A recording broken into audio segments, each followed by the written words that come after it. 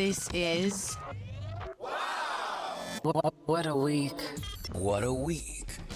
PoliTricks. Welcome back to another episode of #PoliTricks with Botsang Modimowame Moiloa. Our weekly politics feature, PoliTricks, as many of you know, has a somewhat unique commentator. He is a Buddhist and also does martial arts, while keeping more than one eye on the world of politics.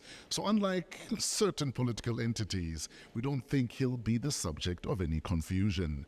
Helping us sort out another week of befuddlement in politics, please welcome back Botsang Modimowame Moiloa. Good morning, Fresh. Tops. Okay. One day I must tell people, why do we call you Tops? And then good morning to the followers, subscribers, and viewers. Maybe get it out the way. Well, and a lot of people don't know that Tops, it's your initials actually. It's Tato Owen Peter Sikwa. My whole VIN and engine number and number plate out in public. Has been splashed out in public. Anyway, welcome back, Botsang. Thanks, my brother. Thank you. Thank you to every single one of you that bother to come here every week. Please don't forget to subscribe, copy link, share with family members, share with anyone that's interested in befuddling PoliTricks of the continent, the country, and globally. Yes. Let's start in the courts. Before even that, yes, sir. I wanted to confirm to your followers and viewers that what I'm having here every morning on Saturday, it's actually coffee, pure coffee beans made by a great coffee barista in the house. I don't know what they think. They always ask me what we are having this. Now, I've never seen what's in the mug. I've never tasted what's in the mug, so I cannot deny or confirm that it's coffee. All I know is it works. Whatever is in there, it works. It is pure coffee. What is happening in the Mapisa Ngakula case in terms of the courts and what is there a legal aid situation now? Yeah, no, it's an unfortunate situation, and I think either she was very cheeky or pushy. What happened is she wrote, imagine, to her previous Department of Defense. Sure.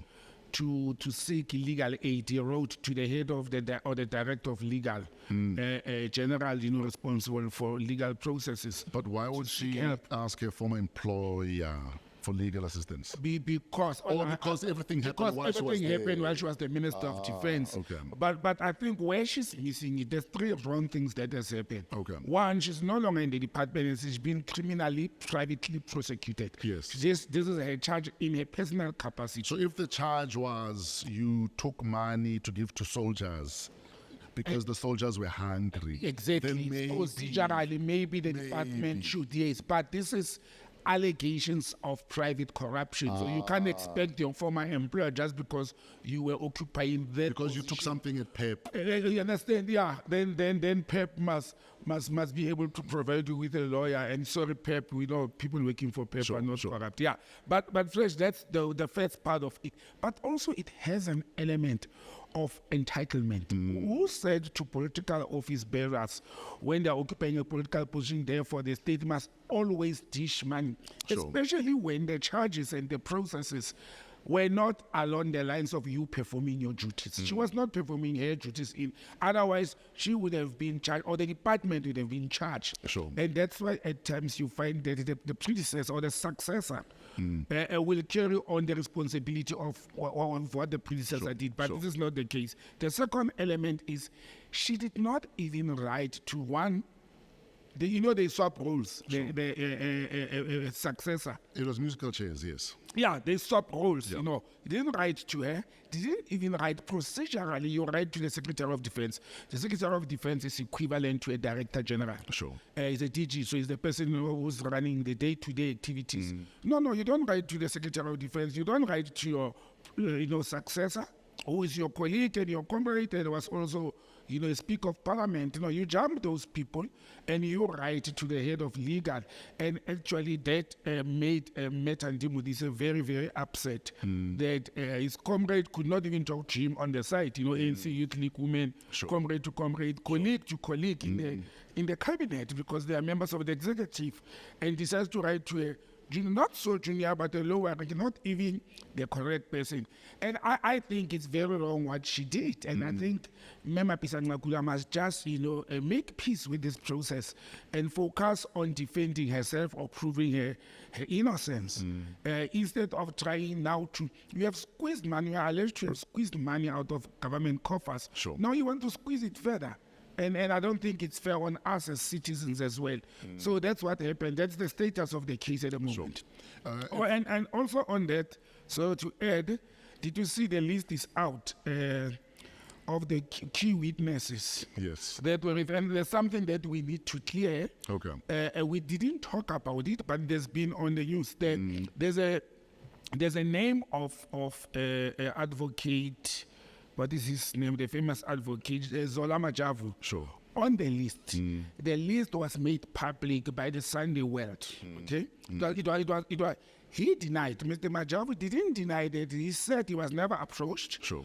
And there's the part, people listen to things selectively. Sure. Advocate Majavu says he's not cited as a witness because he was never approached. He doesn't know. The only part he knows is that he had some legal connotation with one of the involved people there. So it's a lawyer-client relationship, and therefore he will refuse to go and compromise the lawyer-client relationship unless the court subpoenaed him to can come to court. Then he will have to obey to the court.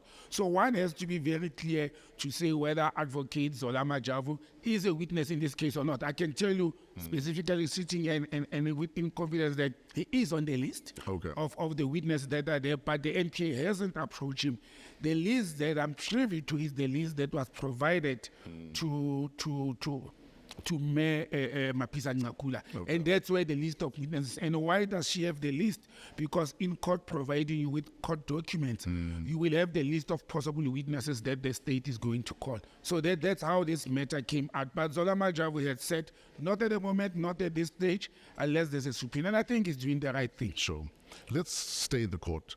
So, impeached public protector Busisiwe Mkhwebane, yes, who's now a member of parliament for the EFF, yes, obviously is fighting for her gratuity. Yeah. I think the sum of about 10 million. So 9-point-something million. Yes, but obviously the public protector's office is saying because you were dishonorably discharged, you're not entitled to privilege. Absolutely. Yes. And many, in fact, had even said, I remember during the whole process, that your term is about to come to an end. Why don't you just resign rather?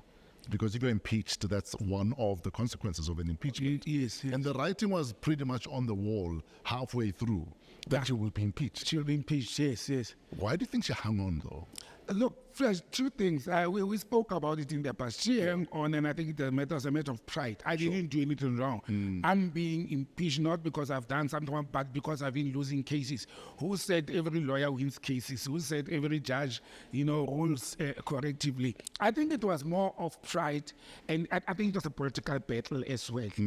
She's a very active politician. Yes, sir. Although not in the role in a private capacity. So now she's back in the news because the Office of the Public Protector are saying she needs to refund all the legal costs of her defenses in terms of the cases she lost when she was in office. Yeah. So my question is it becoming personal? I think that part, the secondary part, Fresh, it's personal. I think it's that's what it feels like. Absurd that.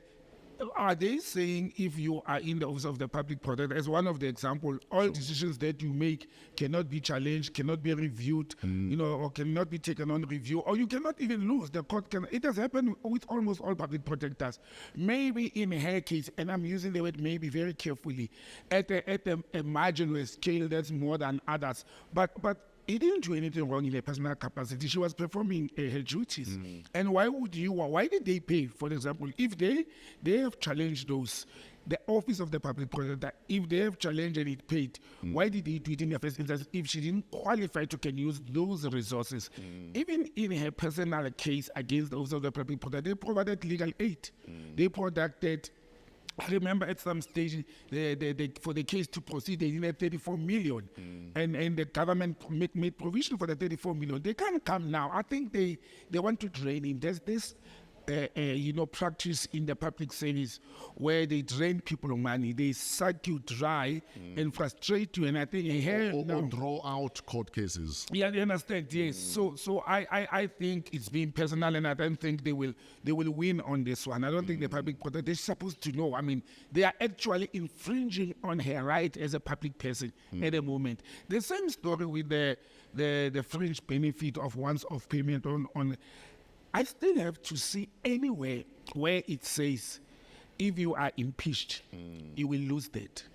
There's interpretation of the law that is being a debate at the moment. It's something we conceptualize. We thought because you are impeached, therefore, but where is it written? If you have a pension fund, and I know in the past, I vividly recall when I left Department of Foreign Affairs, which is DERCO today.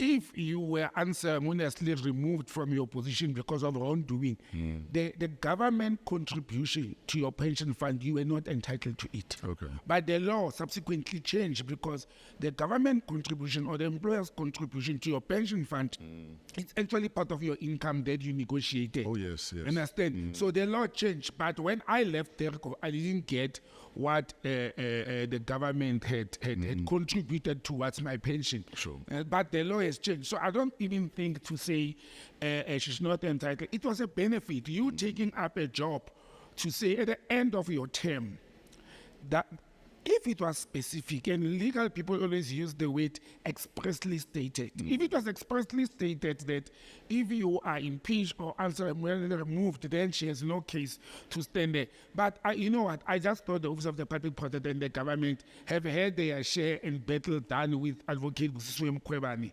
And for them now to can go and get into these muddy battles when they've got bigger things to focus on. But I think it's personal, and I think it's more of a political statement. Sure. Let's stay in the courts. The High Court dismisses ANC's challenge to MK Party's name and logo usage. ANC and MK is becoming chiefs. It's 3-0 now. ANC is losing. Can't they just give in to this whole thing and focus? But how, for instance, because I know that Secretary General Mbalula said it doesn't mean that we want to stop fighting for this ours. Yeah. So could this, at a higher court, eventually bite the MK in the bum? Look, I can't predict what a higher court or court of appeal would say, but having a listened to the reasoning behind it, the main reason behind it, two main reasons, and we spoke about one. I never thought of this second one.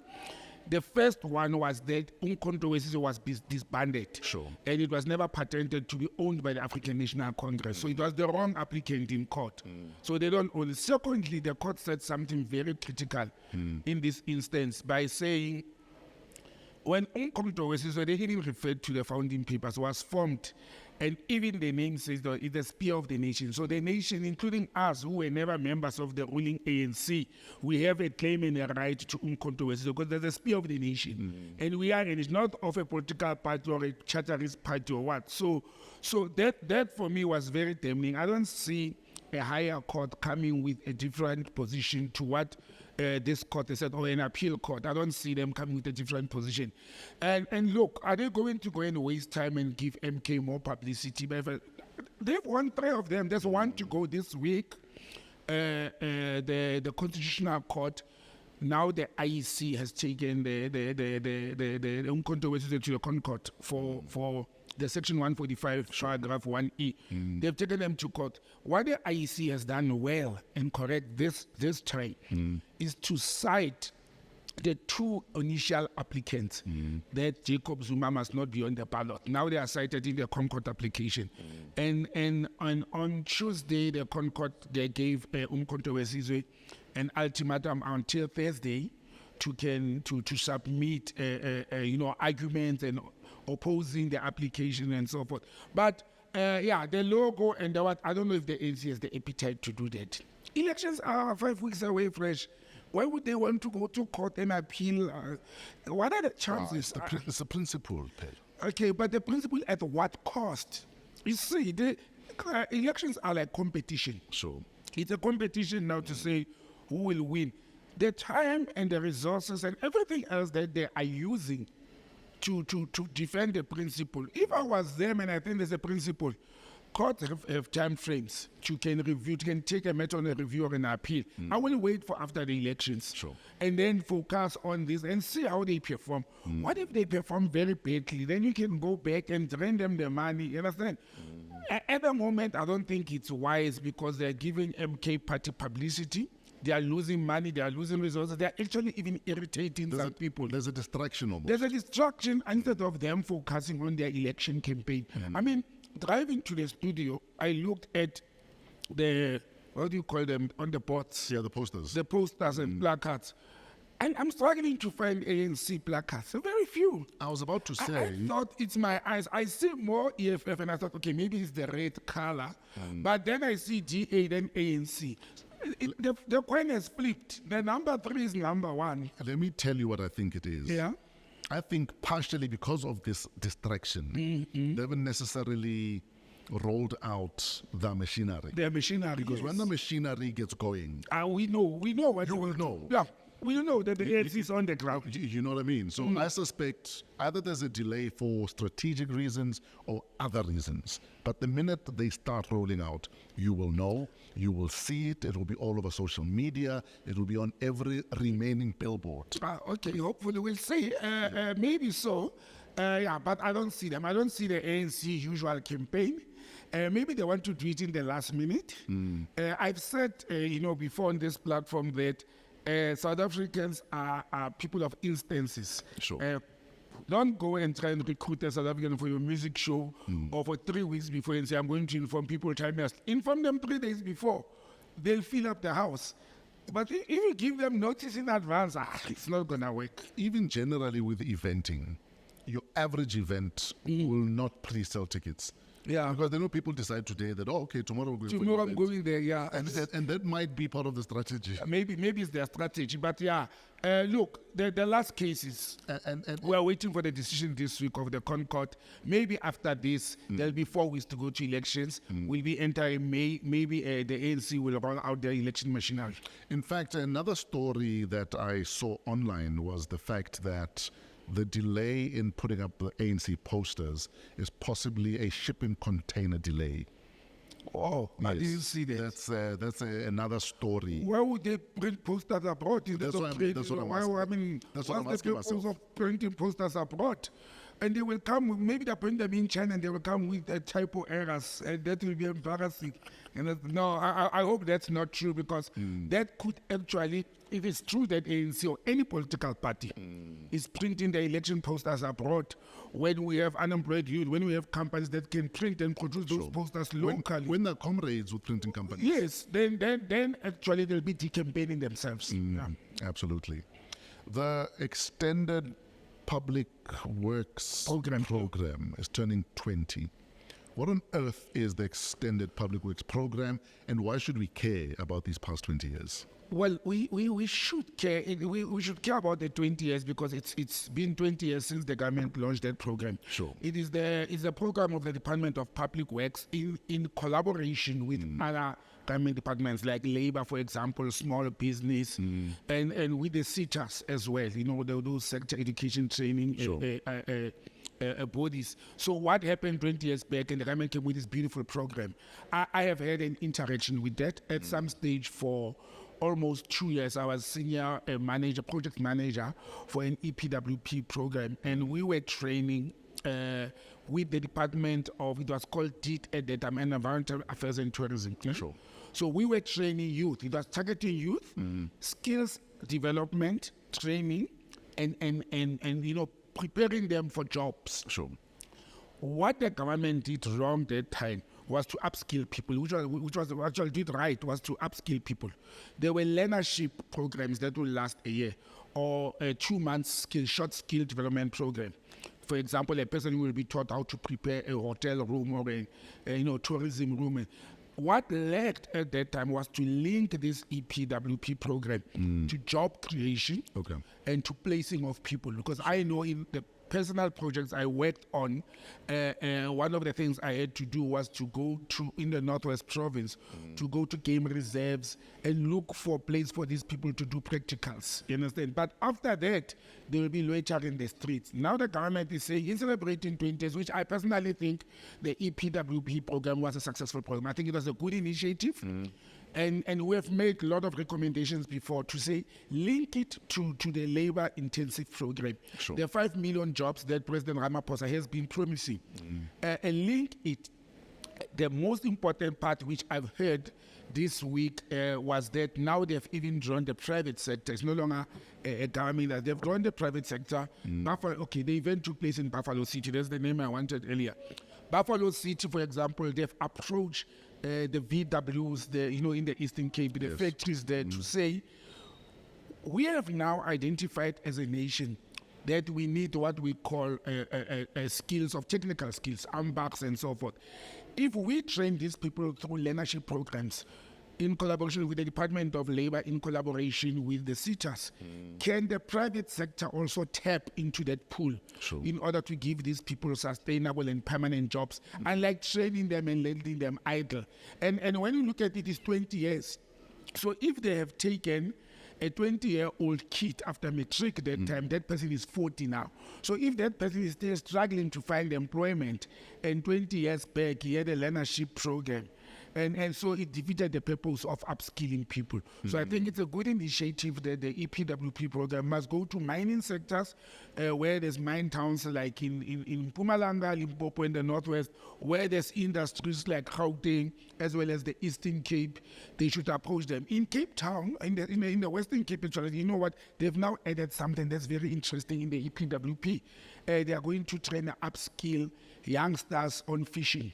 Sure. And now you must now approach these fishing companies to say, here's the skill, the government have upskilled them, give them sustainable employment, even if it's a 5-year contract, unlike sitting at home. So I think people think we talk negatively when we talk of what the government provides. There is one flagship of the government that I think they've done very well, and I think it will do well if they link it to the National Development Program as well as the Labor-Intensive Skills Program.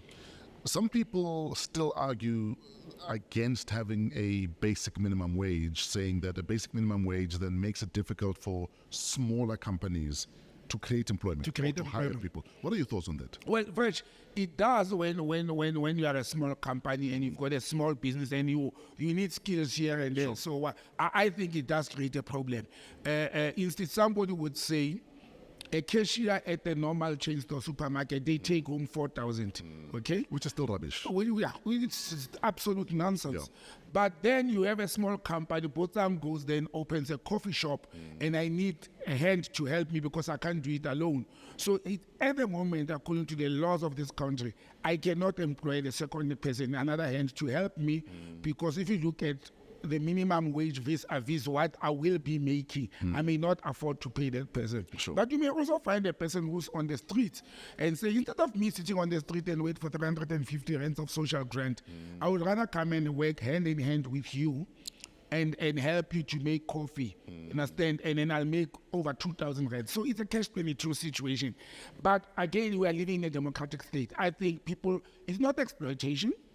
People must be led. I would rather have my son who's sitting at home, age 20, to go and do gardening and make 2,000 rands per month than sit and idle and wait for minimum wage. And wait for 350 that sometimes doesn't come.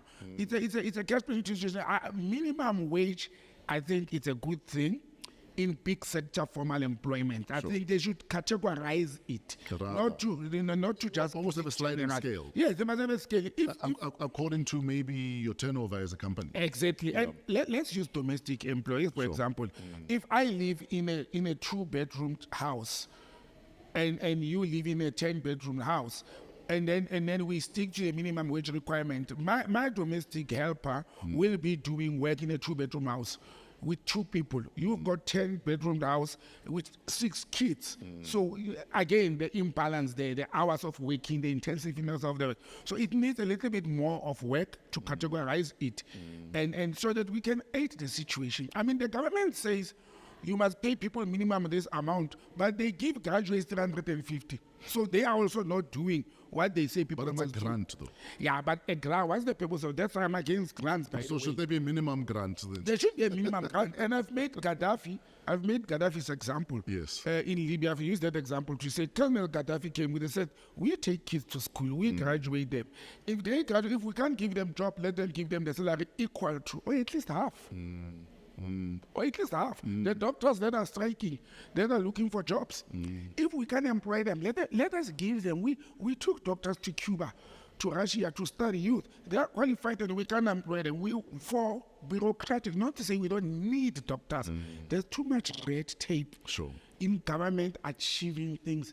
And again, the EPW program, there was also too much of a red tape. That this minister must go and write an MOU. You see, that's another thing. And by the way, I'm a public servant, but I don't like the red tape. Imagine we are two government ministers, and you have what I need. The process doesn't allow us to take a call and say, I need this, let's formalize it. We must have meetings and consultations and MOUs and MOAs and things like that before we can implement this. Red tape delays service delivery. It causes challenges. And I think we have to start being flexible in order to help and aid the job creation process. And I think if we have something like that, intertwined government processes will do better as a nation. Let's go to KZN. The Abantu Batu Congress are calling for a separate Zulu state. And we've also, we've been hearing mutterings of even the Western Cape must be a separate state. We're back. Is this madness or? I think it's madness. I think Abantu Batu in KZN and the DA, what is the other group in the Cape? Was it Exing Cape? Exing Cape or all that. I think it's madness. Right? They can't take us back to 1994. We came, or before, prior 94. Again, for me, it has an element of tribalism. It's the Cape Independence Party. Yes, you understand? Yeah, the Cape Independence, and I'm actually impressed that Abantu Batu Congress has put Batu there in. Normally they would have said Abantu only, so they've realized we need this Basotho Batswana group, let's add them in there. But why do they want us to go to a federal form of state and an next KwaZulu? How will they, are they going to use the current map and they say the entire KZN must be an independent state? I mean, we know the IFP policy. People, and why would Abantu Batu Congress don't join the IFP and campaign? That should be their campaign ticket, because that's what the IFP wants. In the Eastern Cape, there's this Cape, ex-Cape party, and the DA talking the same language. People have been talking about the Rainbow Nation and a united South Africa. Now, when we are on few steps from achieving that, because it's been achieved only in national government, but realistically not, they want to annex. And why? Why would we want to create more borders based on colonial borders? Because the Cape and KZN, and if you recall the British proclamation, it was the 4 provinces, the Transvaal, the Cape, the KZN and the Free State. They want us to go back to that. This thing, it shows that there's still a residual of mental colonialism in the minds of the people. And why would they want to do that when we are supposed to take their resources? KwaZulu-Natal is big on tourism. And we have helped KwaZulu-Natal with our own resources when there's crisis and floods and all that. They had to take money and very meant funds from other government departments or entities to help KwaZulu-Natal. The same with Cape. Cape had water crisis 2 years back.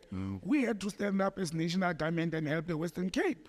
When Cape Town had water crisis. Now, when everything is smooth sailing, they realize that they may be losing power, or they will not wrestle power out of the ANC in KZN with the arrival of MK, and the DA is worried. They come with stories that now, I don't think we should federate our country. I think we should work more on a unitary state than on a federated state. Absolutely. By the way, I don't have anything against the federal government. Some of the most successful countries in the world, Germany, Brazil, the US, they're federal states. So there's nothing wrong with federalism, but I don't think South Africa, where we are, with all the multilingual, multicultural, the diverse of our nation, I don't think we are distinct. Look, I'm a Motswana man, born in Gauteng, home is the Northwest. I prefer and I like Mpumalanga than any other province. Now I must start thinking, hey, if it's sected out, one day Free State will say we want to be part of Lesotho. Sure. And so I don't think it's a good. I don't think they will succeed with it. They're anyway a little bit tiny minority. Sure. I don't think they will succeed. Let's talk water mafia. So, Rand Water executive Tabo Jwala, Yes. friend of yours, Yeah. was Late. was assassinated, and I think there's been an arrest, if I'm not Yeah. mistaken. This past week actually, Yes. there's a positive identified arrest of 3 people. But we're also reading and hearing mutterings of a water mafia. What is going on, Botsang? You know, Fresh. When the bread and milk cartel started, we put a blind eye on it until it blossomed and bread moved from 9 rands to 20 rands. When the cement cartel and mafia started, we put a blind eye on it as the nation. And the cement cartel and mafia went into the construction mafia because you need cement to can operate in a construction. And now people are being killed almost every day in South Africa due to the construction industry. I'm telling you, the same thing is happening in the water industry. And it has corruption on it, it has politicians on it, it has business into it. And I'll paint you a picture. When I had discussions with the late Debza, just a few days before he was killed, and we spoke about this. I wanted to invite them to the show.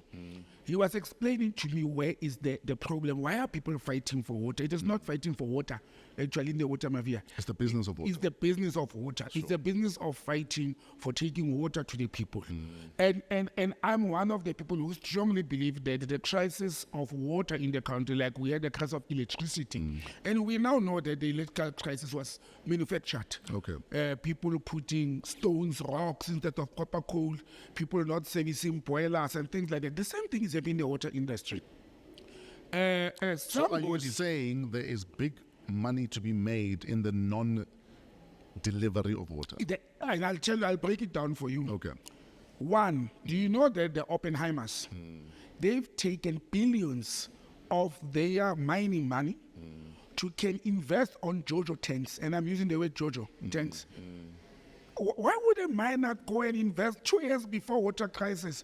2 years, they invest billions in JoJo tanks. Now, Fresh, you were milking the Northwest. No, but mining maybe diamonds. it's seeing where the world is going. Exactly. They saw where the wealth is going into. They knew this was it. That's what I'm saying. It's a manufactured crisis. And I'll use this many tanks. JoJo tank is the famous one. And I had to go and do my research. But why is this thing called JoJo tanks? The Oppenheimers actually bought the guy out. They bought it to his companies. It's named after a guy called Johan Joubert in Limpopo. Yeah, Jojo. Yeah. Yeah. And these tanks are the most popular in the whole continent. How much do they amount to? Those billions are going to turn. Now there's water crisis where Rand Water, Joburg Water, and Lesotho Islands Water, suddenly there's a water crisis in all water reservoirs. They need replenishing, they need renovation, they need maintenance and things like that. In the meantime, the government is fixing the infrastructure that was neglected, that is old and obsolete. There's crisis because Fresh needs water to your doorstep. Sure. Then boom, JoJo Tank, the Oppenheimers, and everybody else come and say, government will supply water. We'll take water to Hammanskraal. Sure. We'll take water to Randburg, to Rivonia. I'm not even talking about rural areas, you understand? And this has an element of machinery that pumps water.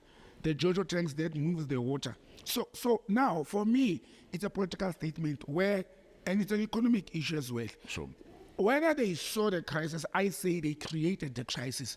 And why would I say white capital created crisis? Because it is official. It's on the 2013 government report under Nomvula Mokonyane that ministry that 70% of reservoirs and dams and rivers that provide water to us as citizens of this country, it's white male Afrikaner owned. Now white male Afrikaners goes and create JoJo tanks, and then the reservoirs are not saving what it's supposed to be. Then the government has to fix it. Then they're responsible for taking water to the townships or to the needy community. Like I use Rivonia because my cousin lives in Rivonia and he installed a JoJo tank in a multi-mansion estate and I was laughing. Now, Now, what's happening is the people who transport water, that's where the mafia comes from. Sure. Because then you have to have somebody in the municipality who gives you the contract or the local community. And these people who transport water, now this is where the link comes in. Okay. They don't use the usual water tanks that we used to see, that round. They don't use them. You must go and check. You know what they're using? Jojo tanks. Oh, wow. You see where the link comes in. Now somebody has a normal 2-3 ton truck, and the Jojo tank is no longer only round. There's flat ones now. Like on a truck, you can put 2 on 3 on top, and one carries about 2,500 liters. So you go and you fill the water from a river or a reservoir that is owned by white capital. You take that water at what? At an increased price. So our parents and people in rural communities, they are actually buying water at more than they use it, even if they don't pay from pocket, even if the municipality pays. That's where the corruption and the mafia comes in.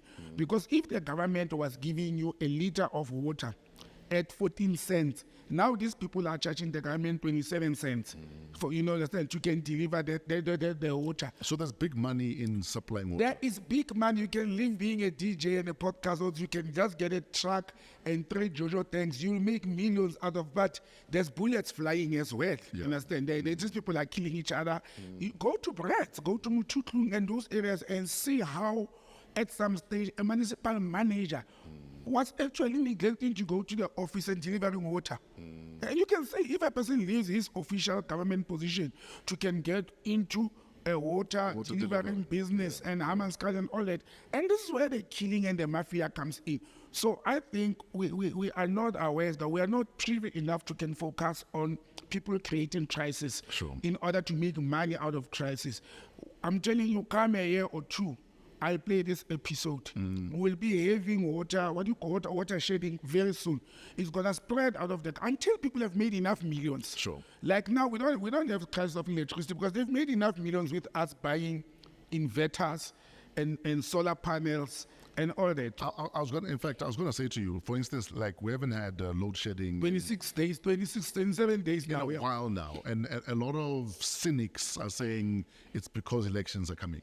Well, that could be the reason, but I've listened to Dr.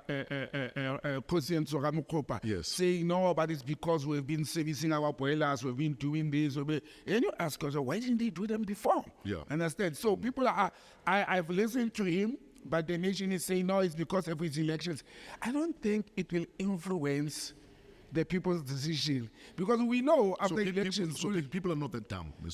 People are not that dumb. I saw a TikTok video of a very youngster who said, man, Mr. President, what is going on? We need load shedding. We miss load shedding. You have made it's part of our lives. We have made us to be creative. Yes. And to plan and prepare. And people are missing that message of updating their app to say load shedding is coming at a certain hour.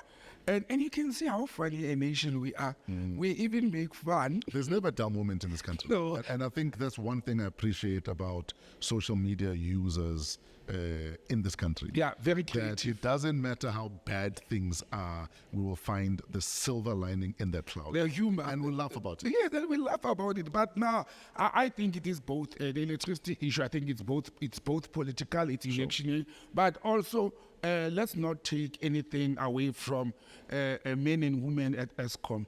They may be doing their job. Let's give them credit. I mean, we've seen how PRASA has come and turned things around. Trains are back on the rails. But also, ESCOM has a brand new CEO. Yes. Look, they've got a minister, they've got a brand new CEO. Do you think maybe it's him? He's a new broom, he's sweeping clean? Fresh. Or do you think he's burning a lot of diesel to keep the lights on? I hope it's not diesel. I hope it's not burning diesel because then it's, look, like I said, the Minister of Electricity said the machines are working. And some that were costing them more on diesel, they've been, decommissioned temporarily while they're fixing others. So I don't have any reason to doubt him. And also, so many of us have come up with alternatives that there's even less of a stress on the grid. You see, that's one of the things. I've not had electricity in my house for 9 weeks, but that's not because of load shedding. It's my personal issue with City of Tshwane. Oh, I thought you were going proper Buddhist now. We just use candles. No, No. Actually, I am using candles. I'm using alternative method. Sure. Look, again, as you say, people are having so much alternatives that the grid may be, less used at the moment. But we'll see winter is coming. Yes, we'll see what happens after the elections, and we'll be deep into winter after the elections. Let's finalize with a bill in the United Kingdom, in Britain, in England, whatever you want to call it, a bill that allows for asylum seekers to be shipped to Rwanda. In Botswana. And is Botswana also on the list? Yes. I'll tell you what happened. But yes, sir. Tell us about this bill. You said it very nicely. Like United Kingdom, England, Britain, whatever you call it. I always say they call themselves something else when it suits them. Exactly. Like when it's soccer, they are England. Yeah. When they want to dominate the world politics, we're Great Britain. We are the United Kingdom of the Great Britain. Yes. But Fresh, what happened is a few months back we spoke about the thing that was in the media, how the media had put it as if they are going to dump we call them undesired immigrants to Rwanda. And Kagame, the president came, gun blazing, and said, no, that's not the issue. Look, I think the British are rude. They are very rude and they are very arrogant. They think they are still colonizers in Africa. And for them, number one, I listened to the Foreign Affairs Minister of Botswana, Dr. Kwape. Yes, Dr. Kwape saying he doesn't want to be drawn. There was a full interview. He doesn't want to be drawn into whether it's racial or not, because these undesired immigrants in the Great Britain, they are mainly of African origin. So they had engaged the Republic of Rwanda before to say, since Rwanda, listen to their motivation. They came with a strategy. They are saying to Botswana and Rwanda, since you already have refugee camps, you have the facilities, can we bring these undesired immigrants who are asylum seekers, while we are sitting with them, deciding where to send them, keep them for us? I mean, for me, that's rude. You understand? Somebody wants to be an immigrant in England, and you are saying, while I'm processing your application, or while I've rejected your application, go and stay somewhere in the Great Lakes or somewhere in the southern half of Africa. Now, what they've done with this bill, it has gone through in their house in England. Yeah. They've even given period that in 12 weeks' time from now, a first batch of these immigrants will be moving to Rwanda. But President Kagame had put terms and conditions. Are they flying them, or are they going to put them in a ship? They're going to fly them. They must roll themselves. I'm asking. Yeah, and you may find them on Lake Kivu somewhere after being there. But President Kagame has put terms and conditions. Yeah. You don't want to be in a prison in Rwanda. These are not prison detention camps or refugee camps. Now they approach Botswana this week to ask them to. The Minister of Foreign Affairs was very upset. He actually said he thinks the Britain is undermining them and taking them as a country that does not know what they are doing, because their motivation is that you had refugee camps that we used for the PAC in Dugwe. Yes. So we want to use that to put these people there.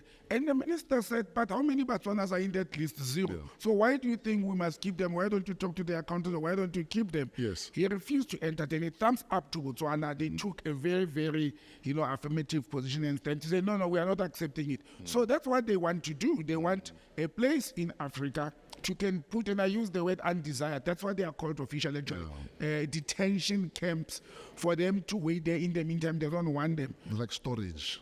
Yeah, where they store them. They store them there. We have that in South Africa. We have one in Krugersdorp. At Lindela, yes. So they want that. I'm surprised they didn't approach South Africa, because this has become the dumping world, part of the world on immigrants. I think they know that South Africa already is under a lot of strain when it comes to especially undocumented immigrants. Foreigners. But that's what Botswana is. Botswana said maybe Britain and the world does not know. Botswana is also having that strain. There are many people from the neighboring countries, Zambia, Zimbabwe, Mozambique, who are in Botswana, even Malawi. First, because of the mining industry, but secondly, because of its safety and the proximity. They are immediate neighboring countries. And somewhere on the way here, and they stopped and they stopped there and they decided to live there. Somewhere on their way to to Mzansi that collects everything. But yeah, I'm glad they didn't come here. We are busy now as a nation with our immigration. Yeah, we just got here. We just got here. Yeah, so we just arrived. We've just arrived.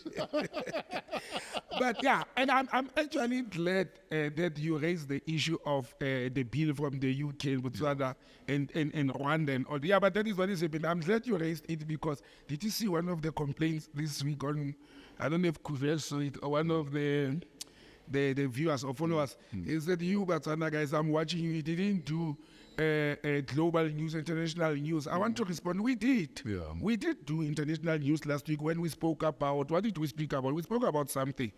I watched the show. But there's no week that passes that we don't cover global affairs. Sure. So people must remember, when you think of Rwanda or Botswana, it is global. Ow. Yeah, it's international. It's international. It might not be overseas, but there's a lake and a river you cross. So. Yeah. Exactly. And anyway, when you fly to Rwanda, you don't fly over the land. Sometimes the plane gets off the land, so you do cross the sea. Absolutely. Yeah, Botsang, but thanks, Freshba. I think we're done. Where do we find your social media? botsangm@gmail.com and on 082-4859-100. At Botsang on social media handles. And there's a friend that wrote to me from New Zealand. She's studying international relations. Okay. And she needed a tip. If she says she watches every Saturday morning, but I'll respond to her and all that. Yeah. But Well, what is she saying? she's studying and she wants to know how to, because she says I look informed on international relations and I feel like a real professor now. She says she wants to know if she doesn't want to work or if she doesn't get a job in a Ministry of Foreign Affairs and International, what other career options are there? And there's many. You don't have to be a career diplomat if you have studied international affairs. There's many options that you can pursue, but I will help you with that. And in fact, one of the things I've been debating about myself is because I want to go back to study. Yeah, we've been saying that. But now I'm torn between media management and international relations. So maybe you can better advise me. Or maybe you can speak to former President Thabo Mbeki about that. No, we must go back to the institution. Let's stick to international relations and global affairs. It's much more interesting. In Media Fresh, you're already an expert in, over 30 years doing this. What more do you want to formalize? Get an honorary doctorate, but study something different. But not from a theology. It's okay. It's as long as it's legit. Get an honorary doctorate. You don't need to go and study anything in the media industry. You don't have to polish anything. I'm not singing your praises, but you asked me for a view and an opinion. He's too legit to quit. Botsang Moiloa is back again next week. We're coming to you live from AMP Studios, downtown Johannesburg, part of the Africa Podcast Network. Shout out Pezulu Works for the cinematography, all of the imaging by artist The Flow Fraser, our guest Botsang Modimowame Moiloa, creative producer Kuvesh Mohan, and show producer Kelezo Mudisakeng. Email us at waw@africapodcastnetwork.com. Until next week, have an incredible PoliTricks week in spite of yourselves.